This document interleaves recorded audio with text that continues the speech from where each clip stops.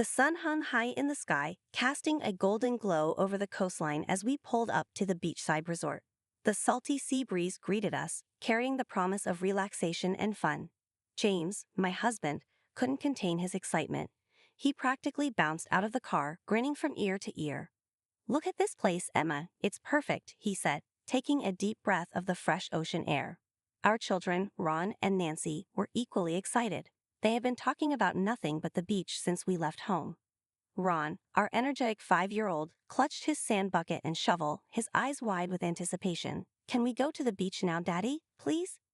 Nancy, our 3-year-old, echoed her brother's eagerness. "Beach, beach. I want to make a sandcastle." I smiled at their enthusiasm, though my heart pounded for a different reason. As we checked into our rooms, I couldn't help but steal a glance at the door next to ours.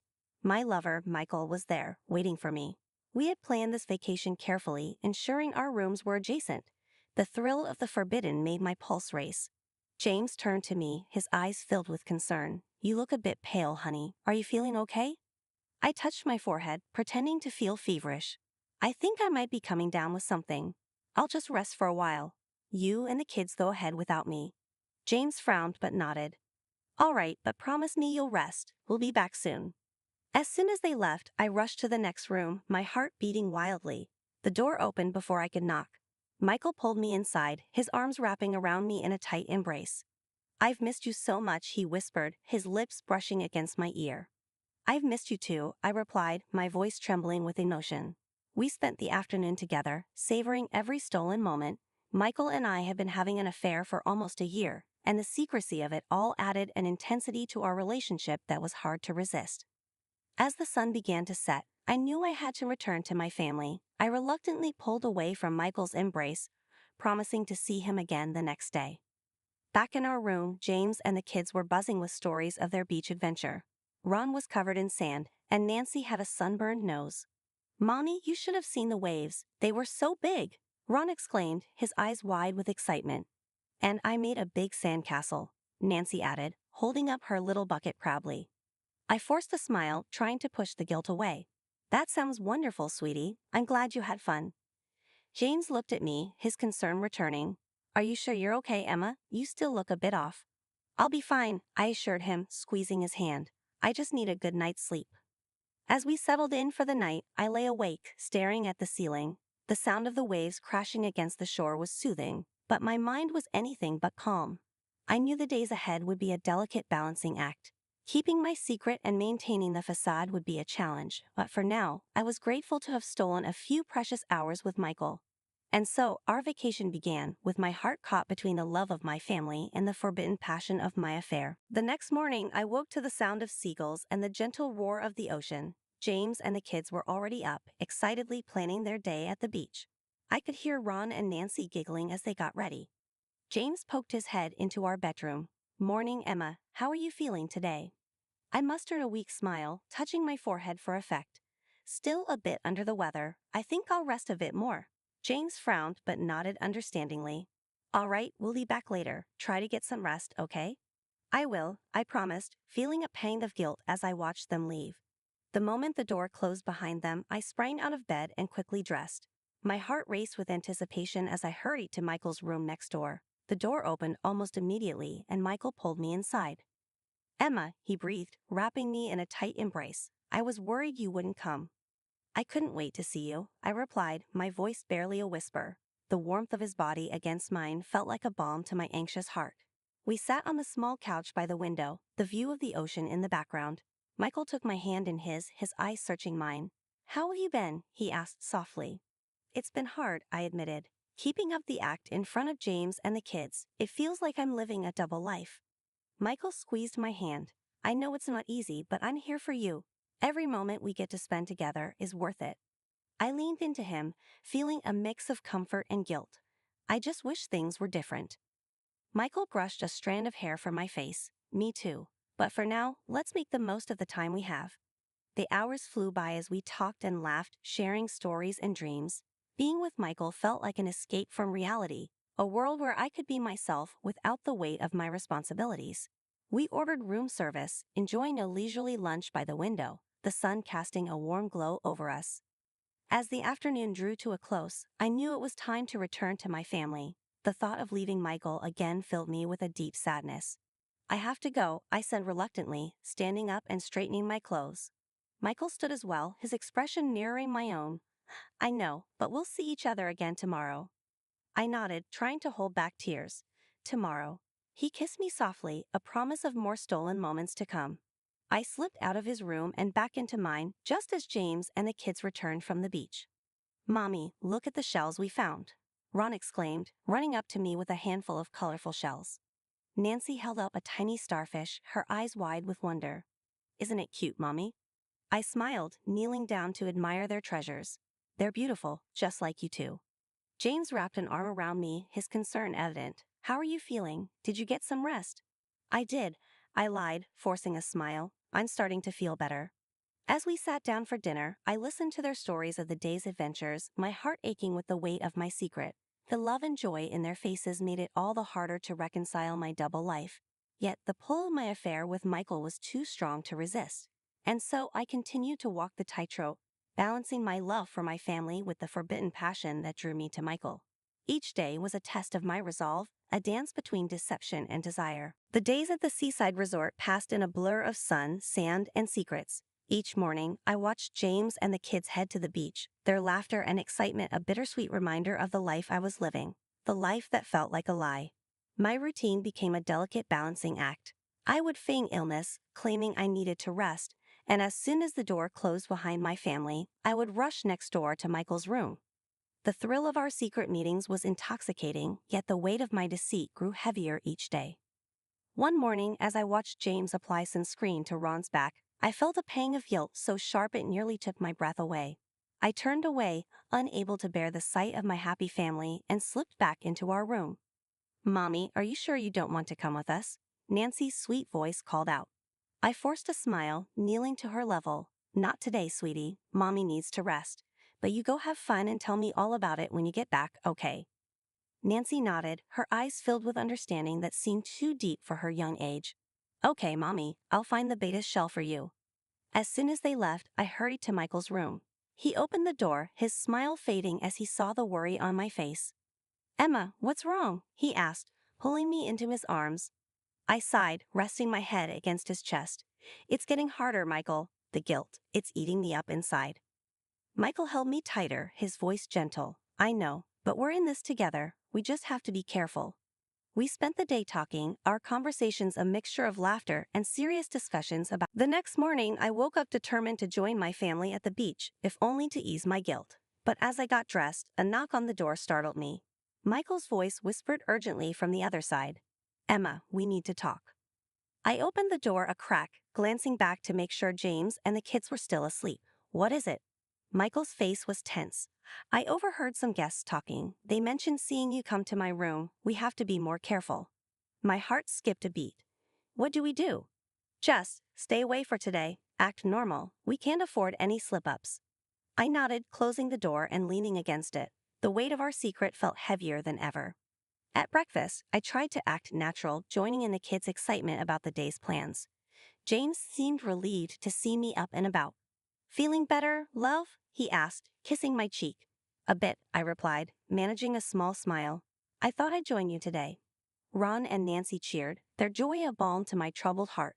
As we headed to the beach, I resolved to focus on my family and put thoughts of Michael aside, at least for now. But the balancing act was far from over, and the shadow of my deceit loomed large, threatening to unravel everything. The morning sun streamed through the curtains, casting a warm glow over our room. I woke to the sound of Ron and Nancy's laughter, their excitement palpable as they got ready for another day at the beach. James was already up, packing a bag with towels and sunscreen. Morning, love, he said, smiling as he saw me stirring. Feeling any better? I stretched, trying to shake off the lingering guilt. Yes, much better. I think I'll join you all today. James's face lit up. That's great to hear. The kids will be thrilled. As we made our way to the beach, I couldn't help but glance at Michael's door. He had warned me to be careful, and I knew we had to tread lightly. The thought of someone seeing us together sent a chill down my spine. At the beach, Ron and Nancy ran ahead, their laughter mixing with the sound of the waves. James and I set up our spot, spreading out towels and setting up an umbrella for shade. Mommy, look at me. Ron called, already knee-deep in the water. He waved excitedly, his face beaming with joy. Be careful, Ron, I called back, my heart swelling with love for my children. As the day went on, I tried to relax and enjoy the moment. We built sandcastles, collected seashells, and played in the water. For a few precious hours, I almost forgot about the weight of my secret. But my peace was short-lived. As we were packing up to leave, I noticed a familiar face in the crowd. It was Mrs. Thompson, a nosy neighbor from back home. She was notorious for her gossip, and the sight of her sent a jolt of panic through me. James, look, I whispered, nudging him. Isn't that Mrs. Thompson? James squinted in the direction I was pointing. Yeah, I think it is. What are the odds? My heart raced as Mrs. Thompson made her way over to us, her eyes gleaming with curiosity. Well, if it isn't the Johnson family, she exclaimed, her voice dripping with false sweetness. Fancy meeting you here. Hello, Mrs. Thompson, James said politely. We're just here for a little family vacation. How lovely, she said, her gaze shifting to me. And how are you, dear? You look a bit pale. I'm fine, thank you, I replied, forcing a smile. Just getting over a little bug. Mrs. Thompson's eyes narrowed slightly, and I could tell she wasn't convinced. Well, I hope you feel better soon. It's such a shame to be sick on vacation. As she walked away, I let out a breath I didn't realize I was holding. James noticed and squeezed my hand. Don't worry about her, he said softly. She's always sticking her nose where it doesn't belong. I nodded, grateful for his reassurance, but the encounter left me on edge. Back at the resort, I decided to check in on Michael. I told James I needed a nap and slipped out of our room. As I approached Michael's door, I heard voices inside. My heart sank as I realized he wasn't alone. I knocked softly and the door opened a crack. Michael's face appeared, a mix of surprise and concern. Emma, what are you doing here? He whispered urgently. I just wanted to see you, I replied, my voice trembling. Who's inside? Michael glanced over his shoulder. Just some colleagues. They wanted to discuss some work stuff. It's not a good time. I nodded, my heart heavy with disappointment. Okay, I'll see you later then. As I walked back to my room, I couldn't shake the feeling that everything was unraveling. The close calls were becoming more frequent, and the risk of being caught was growing. That evening, as we sat down for dinner, James noticed my unease. Emma, are you sure you're okay? You seem a bit distracted. I forced a smile, determined not to let my fear show. I'm just tired. It's been a long day. James reached across the table and took my hand. We're here to relax and have fun. Try not to worry so much, okay? I'll try, I promised, squeezing his hand. But as I looked around the table at my family, the weight of my deception pressed down on me. The close calls and cover-ups were taking their toll, and I knew it was only a matter of time before the truth came crashing down. The tension in our room was palpable as the days wore on. James and I barely spoke, and when we did, it was strained and filled with unspoken words. I could see the hurt in his eyes, and it tore me apart. I knew I had to find a way to mend what I had broken, but the path forward was unclear. One afternoon, James took Ron and Nancy to a nearby amusement park. I stayed behind, needing some time alone to think. The silence in the room was suffocating, and I found myself pacing back and forth, my mind racing. A knock on the door broke my thoughts. My heart skipped a beat as I opened it to find Michael standing there, his face drawn and serious. Michael, what are you doing here? I asked, glancing nervously down the hallway. I had to see you, he said, stepping inside and closing the door behind him. We need to talk. I sighed, rubbing my temples. There's nothing left to say. You were right, we need to end this. Michael shook his head.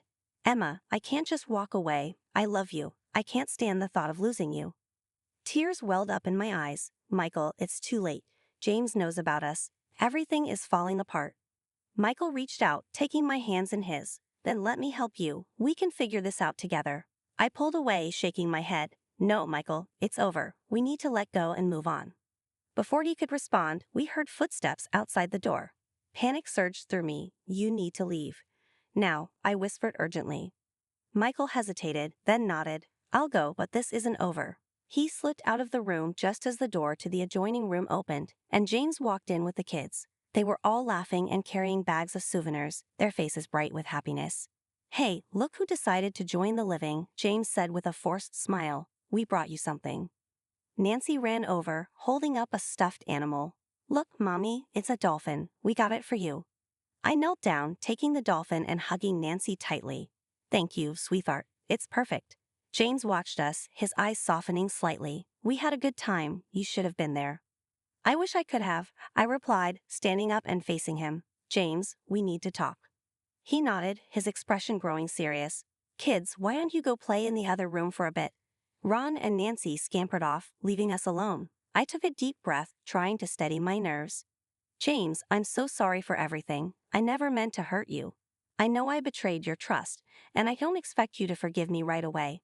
But I want to make things right. I want to fix our marriage. James looked at me, his eyes filled with pain. Emma, I don't know if we can ever go back to the way things were, but I'm willing to try for the sake of our family. Relief washed over me, and I nodded. Thank you, James. I promise I'll do whatever it takes. We spent the rest of the evening talking, trying to rebuild the fragile foundation of our relationship. It was a slow and painful process, but I could see a glimmer of hope in James's eyes. The next morning, I decided to take a walk along the beach to clear my head. The sun was just rising, casting a warm glow over the water. As I walked, I thought about the choices I had made and the consequences they had brought. Lost in my thoughts, I almost didn't notice Michael standing by the water's edge. He saw me and started walking towards me, a determined look on his face. Emma, wait, he called out, his voice carrying over the sound of the waves. I stopped, my heart sinking. Michael, what are you doing here? I needed to see you one last time, he said, stopping a few feet away from me. I can't let you go without a fight. I shook my head, tears streaming down my face. Michael, it's over. You need to let me go. I need to focus on my family. He reached out, taking my hand. I love you, Emma. I always will. But if this is what you want, I'll respect your decision. I squeezed his hand, my heart breaking. Thank you, Michael. I love you too, but this is the right thing to do. He nodded, then turned and walked away, leaving me standing on the beach, the final deception behind me.